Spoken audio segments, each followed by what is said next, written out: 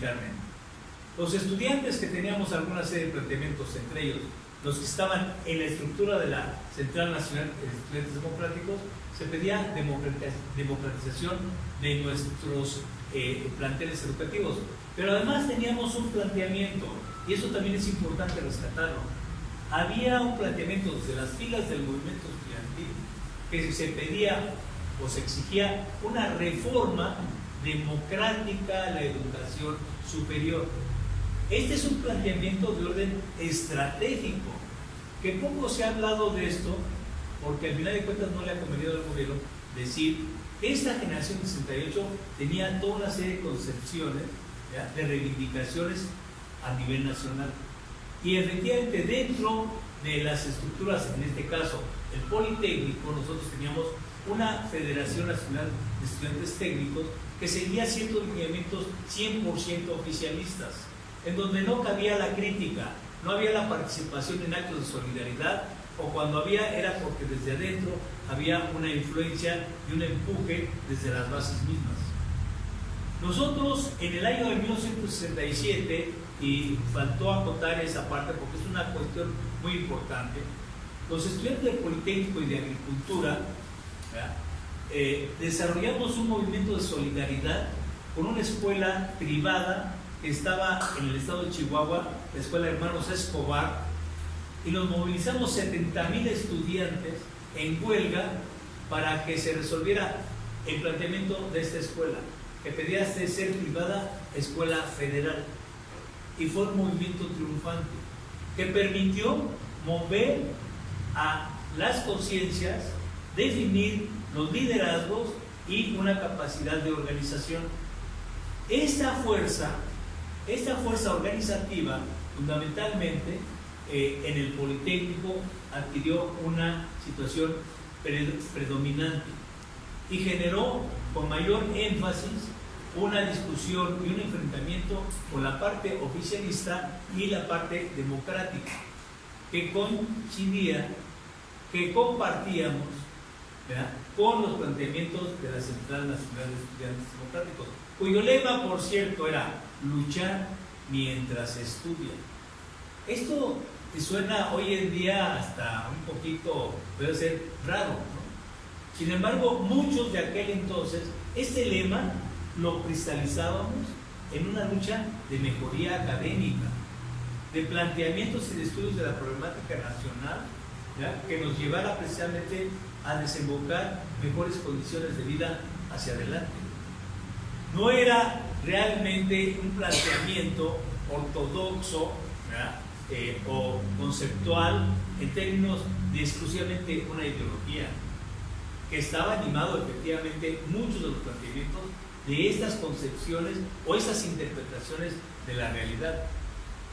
Esto obviamente nos llevó a un sinnúmero de confrontaciones, ¿sí? Y esto se concreta efectivamente el día 26 de julio, ¿sí?, en donde al final de cuentas dos expresiones del movimiento estudiantil toman forma, ¿sí?, y se expresan y se encuentran con la represión y esta concepción represiva del gobierno.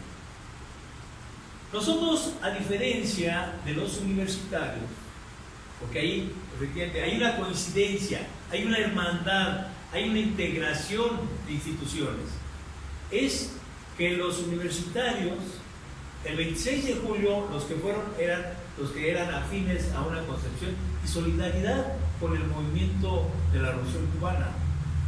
Pero los efectos de la represión alcanzaron a los estudiantes de la universidad, fundamentalmente en la zona de las preparatorias. Cuando se desata la represión, muchos estudiantes universitarios de la Prepa 1, de la 3, de la 7, que estaban en la zona universitaria, no tenían nada que ver con una serie de planteamientos que se estaban generando en ese momento. La protesta de los estudiantes del Politécnico por la intervención de los granaderos, o bien la solidaridad de un grupo de estudiantes que conceptualmente tenían una afinidad por los planteamientos hacia la Revolución Cubana. Sin embargo, sufrieron los embates de los granaderos. ¿Cuál fue la respuesta de los universitarios? ¿Sí? Efectivamente, cercaron el primer cuadro de la ciudad de la Ciudad de México y se defendieron como pudieron. Y ahí surgió una forma de lucha, de confrontación directa, las barricadas. Y efectivamente se quemaron cerca de 7 camiones en el centro de la ciudad defendiendo las preparatorias, porque fueron atacados sin saber, pero cuando ellos fueron y actuaron, defendieron efectivamente sus instituciones. ¿Cuál fue el resultado? La intervención del ejército, el derrumbamiento de la puerta histórica, y ahí institucionalmente la universidad participa con el rector Barros Sierra en defensa de la autonomía universitaria, que es muy importante, ¿sí? Y todo el consejo universitario asume la solidaridad con este movimiento. Sin embargo, en el Politécnico, ¿verdad?, tuvimos que remontar en contra de las decisiones de carácter oficial. Y entonces, ¿qué sucede?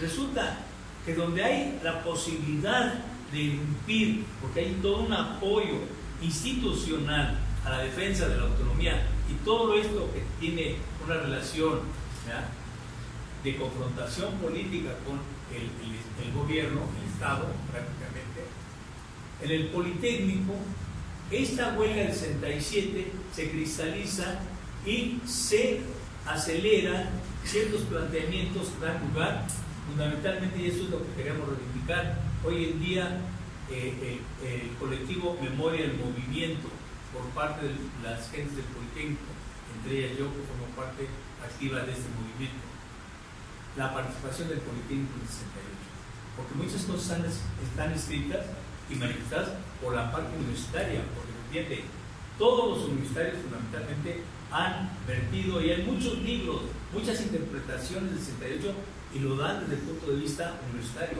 pero realmente, y aquí hay que decirlo, el 68 tiene muchas interpretaciones también, y una de ellas es la del Politécnico, porque en el Politécnico efectivamente se le gestaron los 6 puntos del pliego petitorio, se constituyó el Consejo Nacional de Huelga, ¿sí?, y ahí se dio una marcha el día 5 de agosto, después de las acciones tan importantes y valientes del ingeniero Barros Sierra, defensa de la autonomía, ¿ya?, y nosotros, como dicen, le pusimos el cascabel al gato.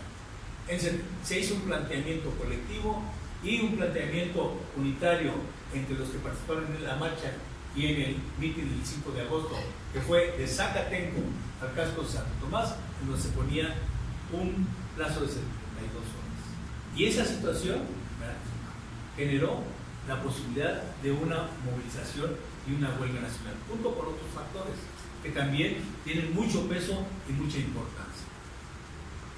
Ahora, efectivamente, el movimiento estudiantil tiene una demanda que, si lo vemos desde el punto de vista, es un programa y una organización del Consejo Nacional de Huelga, en donde participaban aproximadamente 70 escuelas, al principio con 3 representantes cada una de ellas, en donde se tomaban decisiones muy difíciles de consensar.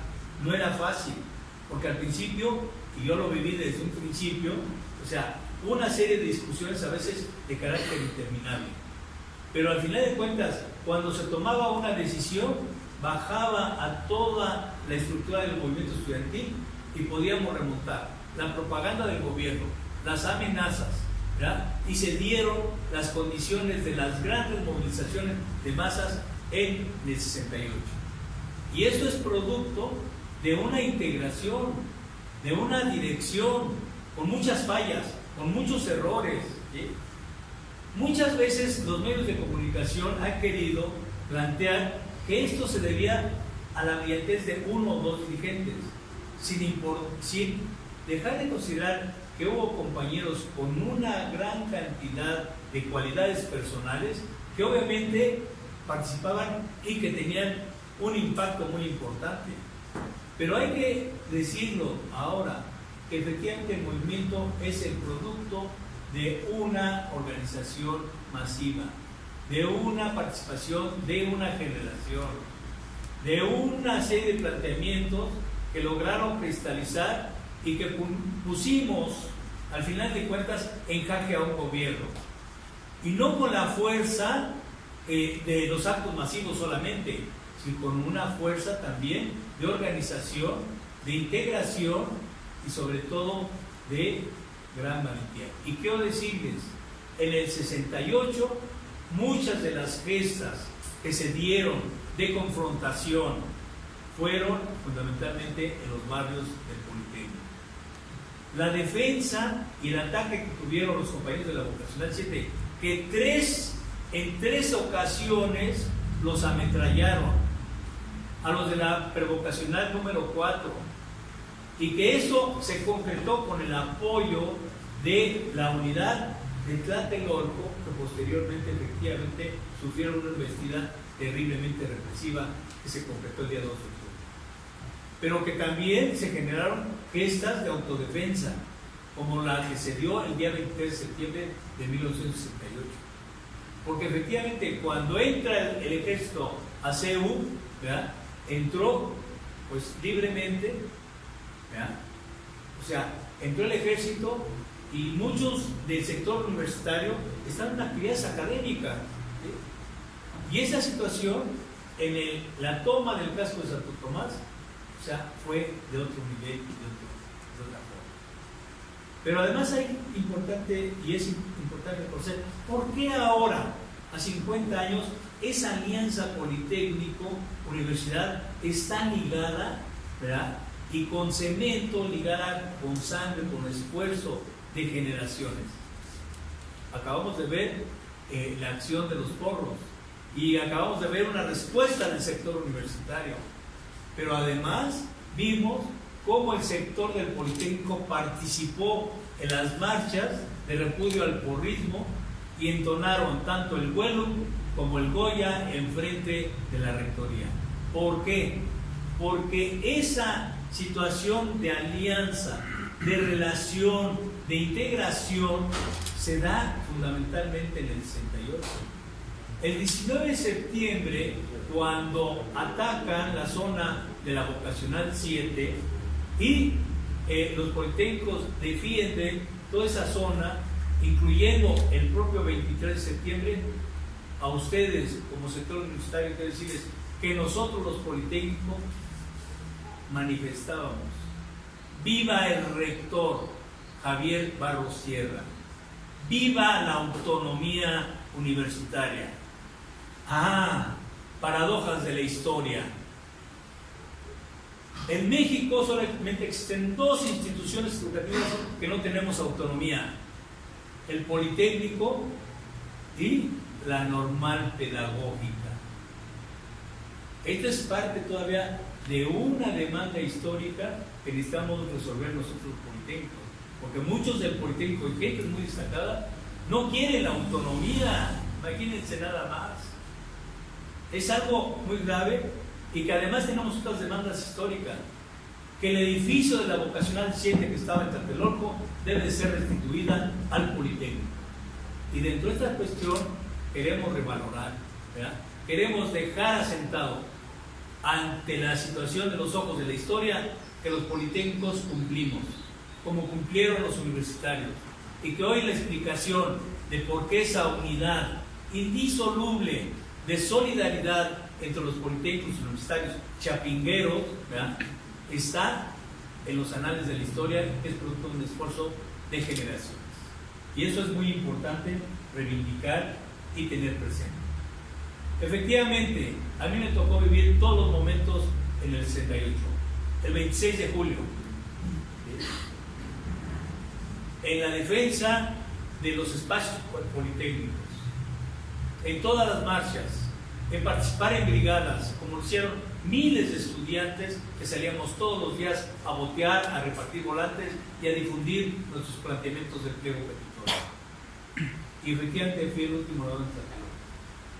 Es un testimonio que ahora concreto con esta segunda edición del libro Una voz desde la masacre. Porque hay muchos intereses.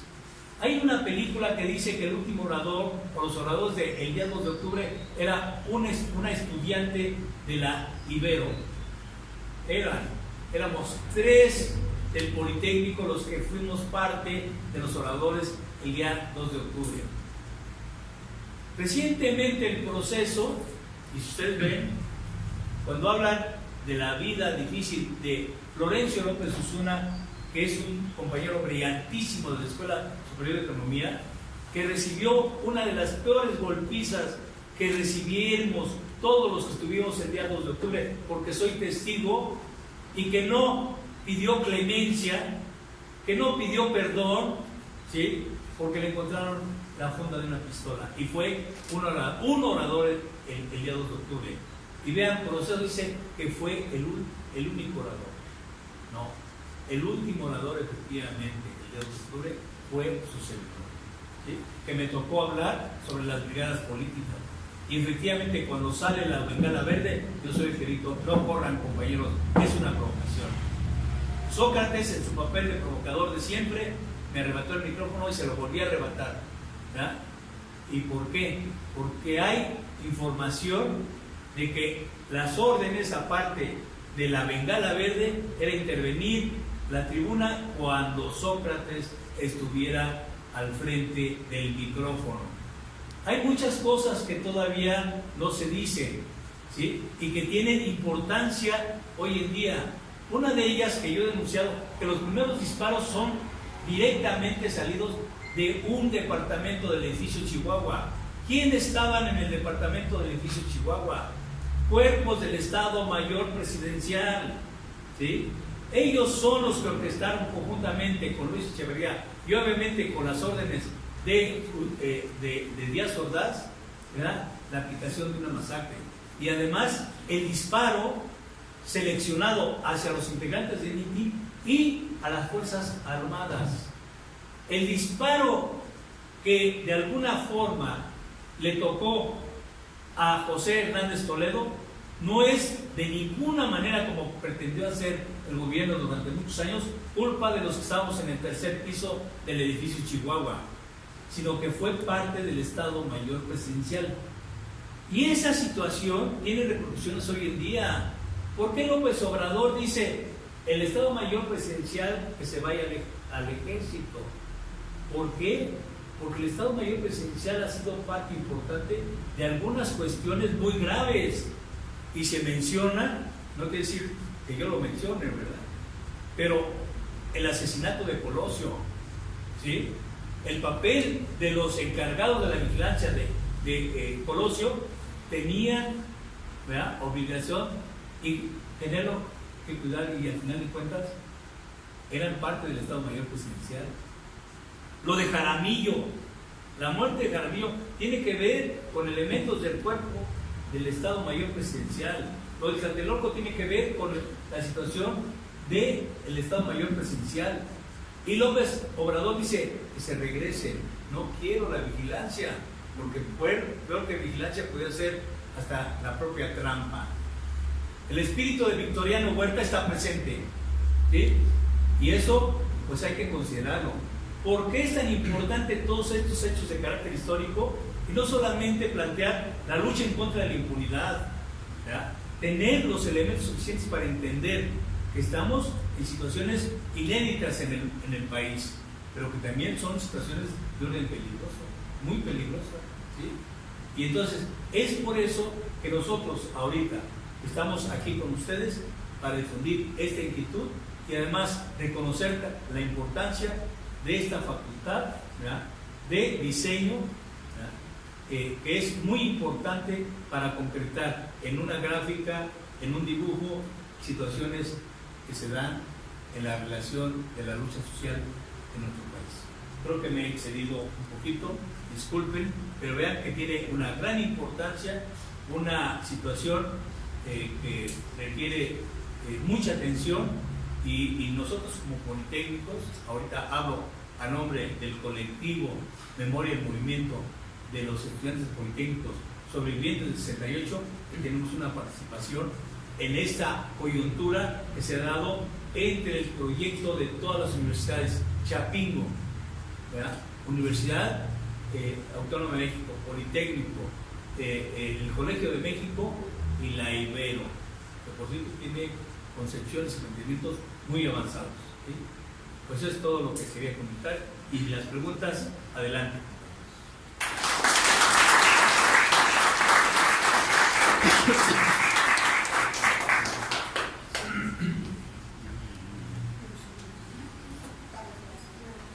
Gracias.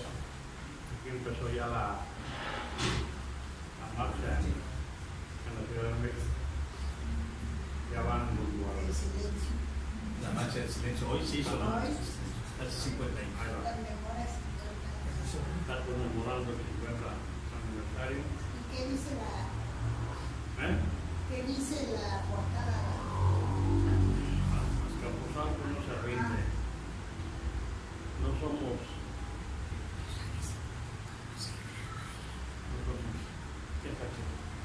Bueno, ahí van.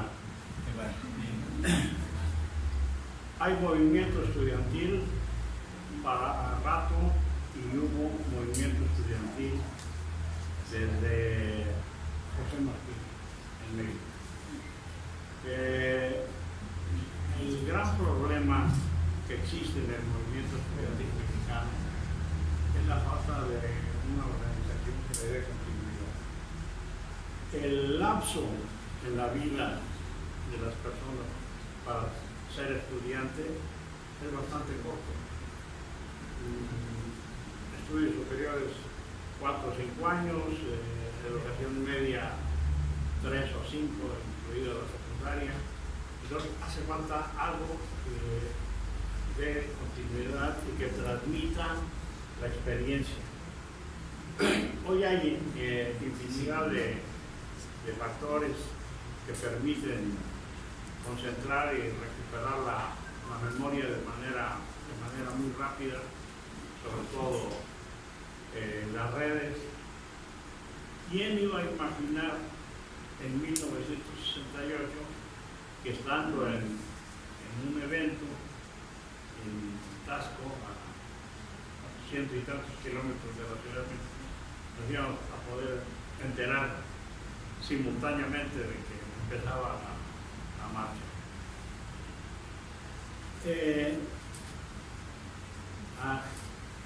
Quisiera hablar a partir de la experiencia de un preso del 68. El tiempo, las coordenadas temporales del 68 son de enero a diciembre, al 13 de diciembre, que es cuando se intenta la última marcha ya después del 2 de octubre. El 4 de diciembre se disuelve el Consejo Nacional de Huelga, el 6 hay un acto en Zacatenco y empieza el tiempo de los procesos y de los juicios del 68. Empieza el 26 de julio del 68 y termina el 20 de diciembre de 1971. La gran mayoría de los presos estuvieron más de 3 años. Y los primeros presos fueron jóvenes comunistas y los últimos presos fuimos los comunistas y los maoístas.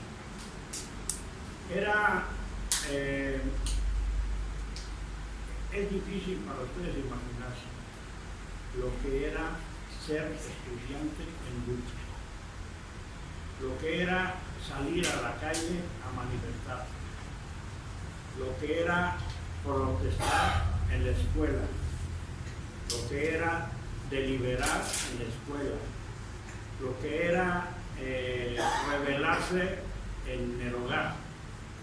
Ya, México, como parte del sistema capitalista, era un país sumamente autoritario, asfixiante. Y uno de los grandes, minifalda, pantimedias, el cine, la música, la ropa. Los jóvenes éramos clientes, no éramos sujetos. Éramos clientes de cine, éramos clientes de música, éramos clientes de ropa. Y en 68 esta revuelta internacional que hubo, tanto en Checoslovaquia, en Chile, en Argentina, en México, en España, en Estados Unidos de manera muy intensa, fue una lucha contra el autoritarismo, contra el despotismo de Estado y en cierto sentido anticapitalismo, en términos generales. Vivimos la cárcel con mucha dignidad, Yo les voy a platicar algunas cosas personales. Aquí está María de la Luz, que es mi esposa, o yo soy su esposo, según cambian los tiempos. No me vayan a sacar una ofensiva feminista. Ella aparece por ahí en una foto errónea, como también de la carpeta. María de la Luz iba a dar a luz y ya no estuvo el 2 de octubre. Entonces, casi en todas las fotos la mencionan como el mitin del 2 de octubre. La hija nuestra nació a la semana de que a mí me detuvieron. Yo la conocí hasta 3 meses y medio después. Estábamos en huelga de hambre y yo quiero decirles que el régimen quería acabar con los comunistas. Ese es el rasgo fundamental, exterminar al movimiento estudiantil, pero exterminar al núcleo central del movimiento estudiantil, que eran los jóvenes comunistas. No solamente porque en 1960 el Partido Comunista elabora la idea de que la Revolución Mexicana ha terminado y hace falta una nueva revolución. Que a partir de ahí, en el movimiento campesino, entre las mujeres, entre los maestros, entre los jóvenes, nos empezamos a agrupar de manera independiente. Mi madre murió cuando yo estaba en huelga de hambre, el 12 de enero del 70, del 71, no, del 70. Quiero decirles que estábamos en huelga de hambre, éramos 86 presos en huelga de hambre, y la noche del 1 de enero sufrimos una agresión. Iban a acabar con nosotros. Fue terrible. Yo les digo, como ser humano, cuando andamos en las manifestaciones, uno no piensa en que le van a pegar. No. Anda uno echado para adelante. Pero presos, agredidos por presos comunes y agredidos por vigilantes y por la directiva de la cárcel, aquello fue. Nunca en mi vida he tenido más miedo, nunca. Fue una noche espantosa. Nos ofrecieron el exilio, la mayoría no aceptamos. Nos agredían permanentemente, asesinaron a Pablo Alvarado y a otros compañeros estando presos.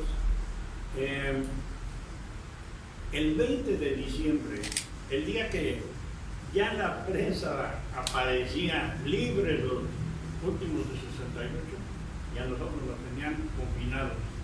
Nunca nos informaron hasta que abrieron la reja y nos hicieron firmar un papel ahí de libertad bajo la palabra y también. Ese es un aspecto de la dignidad del movimiento. No fue un sacrificio, fue una contribución a conquistar, como lo hizo en general el movimiento del 68, un conjunto de libertades que hoy parecen ya pecata minuta. Decía yo, había el gran debate sobre la anticonceptiva, las píldoras anticonceptivas.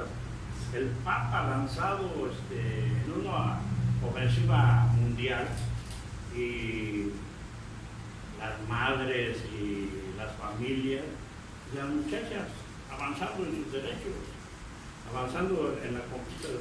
Muy importante el papel de las mujeres en el 68. Muy importante.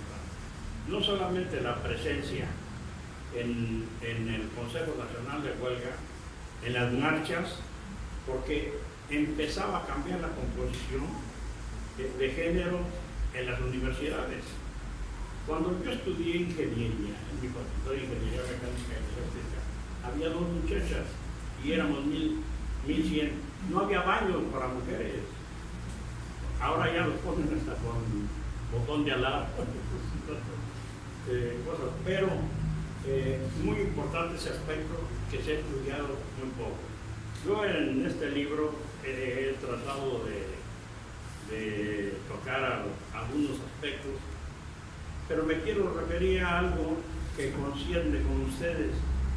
Para mí, la gráfica siempre ha sido muy importante, el grabado, pero hoy, cuando la lectura es tan escasa, predomina lo gráfico y predomina lo virtual.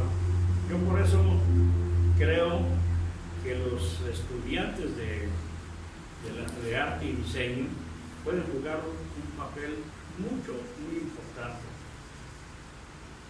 El maestro forma parte del grupo Carlos Olachea de la Paz de Xochimilco.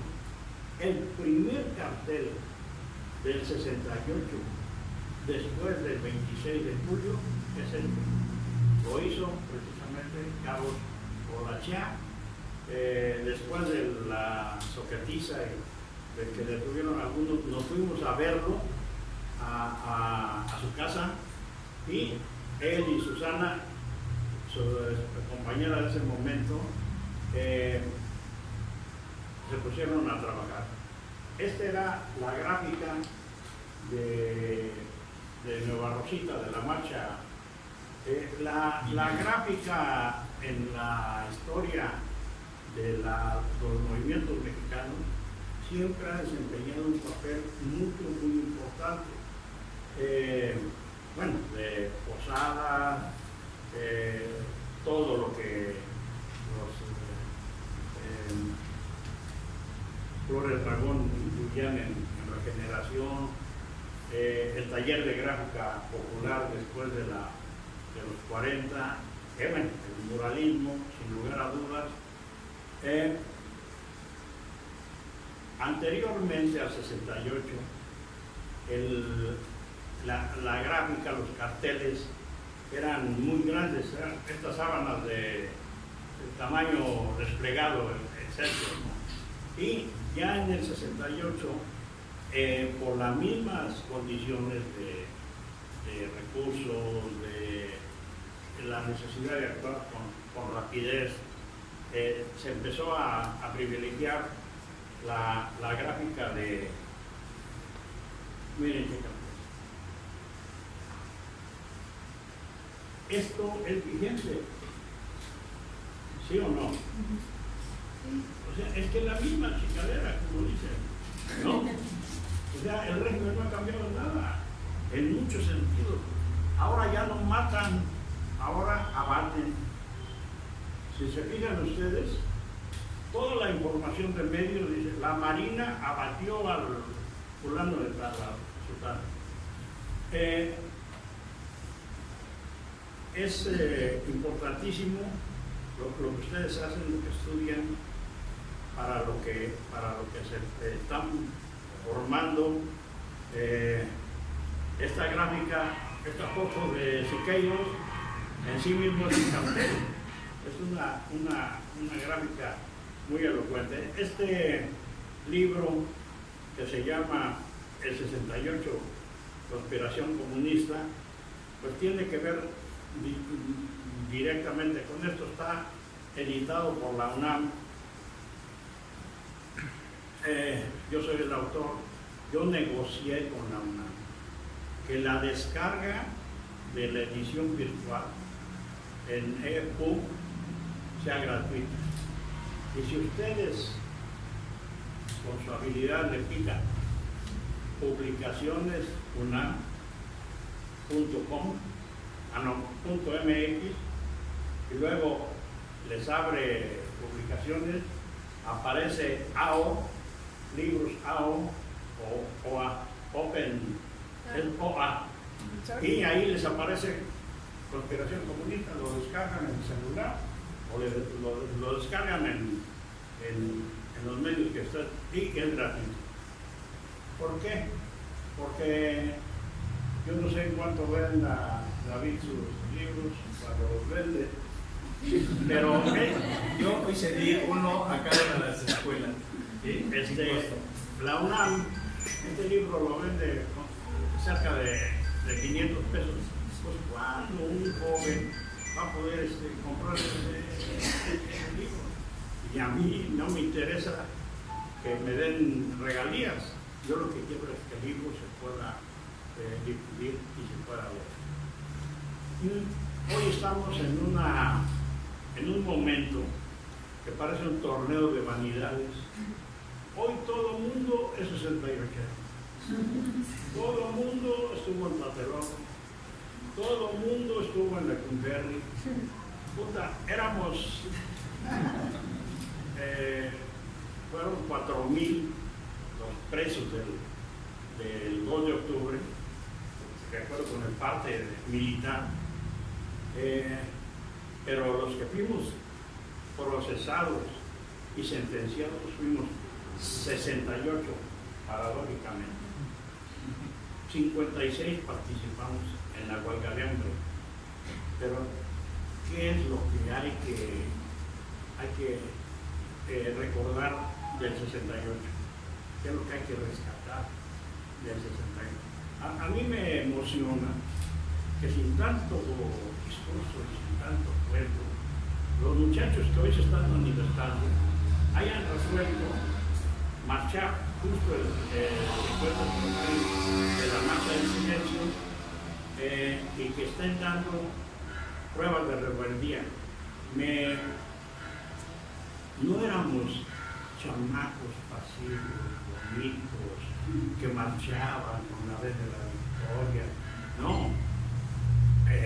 Algo les ha dicho Vega, pero estábamos formados en el enfrentamiento. No andábamos pidiendo caramelo, andábamos pidiendo libertad y democracia. Nosotros aprendimos a hacer lo que llamábamos las guerrillas políticas, que era ¿cómo se llamaba?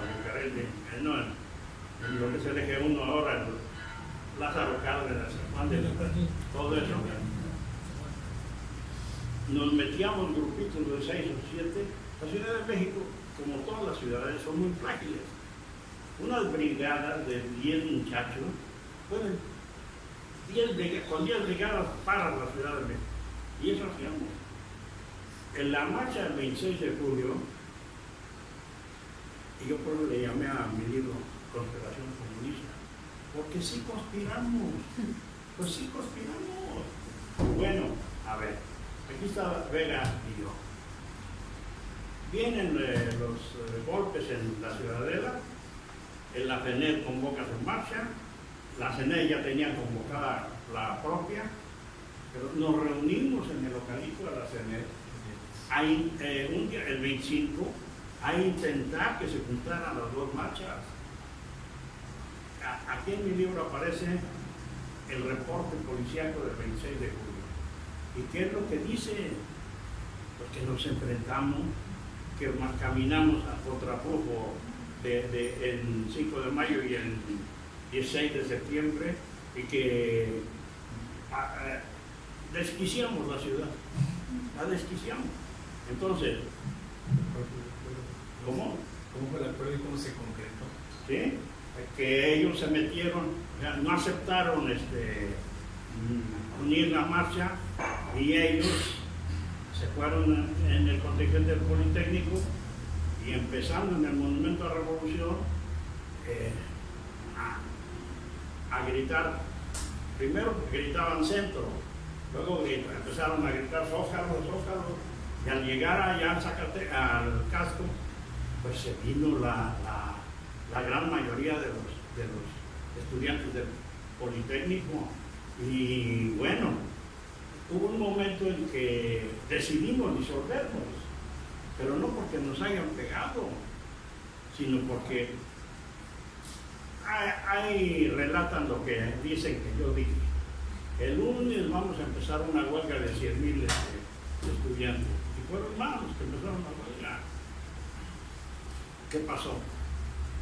Golpean en el hemiciclo y se van contra los muchachos de la Escuela Nacional Preparatoria, en lo que se conoce como el barrio universitario, y ellos, sin saber ni por qué, pues empiezan a defender. Fueron 10 días de resistencia, pero donde los jóvenes en el centro, en la prepa, en la Boca 5, en la 7, madreaban a los granaderos. Esa era la verdad. No, nunca los granaderos pudieron. Por eso, y Echeverría lo dijo claramente, decidimos meter al ejército, y meten al ejército el 30. Y a partir de ahí cambia la situación. Pasamos de la resistencia a la unidad con las autoridades de la universidad. El movimiento fue muy diverso, fue muy plural. Por eso hay tanta versión. Y qué bueno que las haya. Yo soy un devorador de líneas, Ágata, y más o menos me he acostumbrado a ver que sí, que no, pero es una diversidad. Miren, antes era 2 de octubre, no se olvida. Esa era la letanía. Cada 2 de octubre, hoy, todo el año, hay una competencia en la televisión, en la abierta, en los diarios nacionales, a ver quién publica más del 68. El Heraldo publica un suplemento, el Universal, la Gaceta Universitaria todos los días, Proceso todos los días, en Guerrero el Sur todos los días. Hay una competencia, pero ya no es solo el 2 de octubre. Y eso es muy importante, con eso termino yo. El 68 es todo un año de lucha libertaria en México, en Checoslovaquia, en Estados Unidos, en Italia, en España. Por lo menos hay registros de 70 países que coincidieron. ¿Qué pasó? Que el mundo estaba harto de tanta autoritarismo, y que fue una explosión por la libertad, y que la semilla anda todavía flotando, pero estos chamacos son de esas semillas cósmicas que están por la libertad. Ese es el asunto. El movimiento del 68 fue principalmente un movimiento por la libertad, por la democracia y por la reforma de la educación superior y de la universidad. Muchas gracias.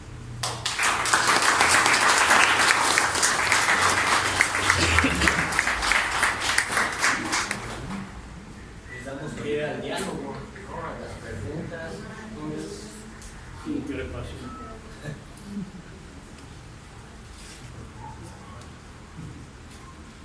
¿Quién dijo yo? A ver, Sí, pero estamos esperando a los muchachos. Bueno, yo también soy partícipe del movimiento del 68. Yo estaba en la vocacional 5 cuando inició el movimiento. Era un chamaco de provincia que había llegado a probar fortuna. Entonces no tenía yo la politización que los comunistas sí la tenían. Y entonces yo realmente me incorporé así de muy buena fe a la protesta, porque yo vi como